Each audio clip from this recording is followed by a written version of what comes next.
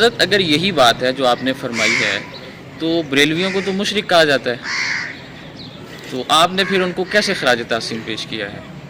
دیکھیں، کوئی چیز ایسی ہوتی ہے جس کو بڑھا چڑھا کر پیش کرنا فرقہ پرستوں کا کام ہے۔ ہمارے اکابر علماء دیوبند نے بریلویت پر شرک کا فتویٰ دیا ہو، ایسا فتویٰ میری نظر میں تو کہیں نہیں ہے کہ ہمارے علماء نے ان کو کافر کہہ دیا ہو، مشرک کہہ دیا ہو۔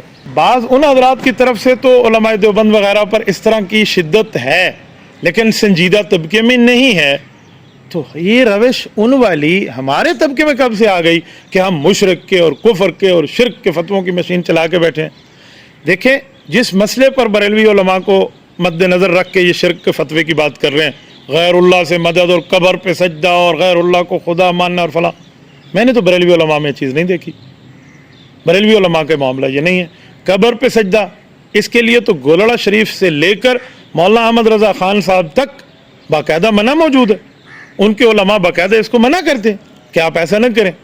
میں نے تو نہیں دیکھا کہ یہ لوگ شرک کرتے ہوں، شرک میں مبتلا ہوں۔ بھائی، شرک میں مبتلا دیوبندی ہو، وہ بھی مسلمان نہیں ہے، آپ کسی اور کی بات کرتے ہیں۔ تو اس طرح خواہ سے کسی کے اوپر شرک کا فتویٰ، کفر کے فتوے کی مشین، یہ روش انتہائی خطرناک ہے، یہ ہمیں نقصان دے گی۔ میں کم از کم اس روش کو کبھی بھی اچھا نہیں کہوں گا اور اس روش کی تائید نہیں کروں گا۔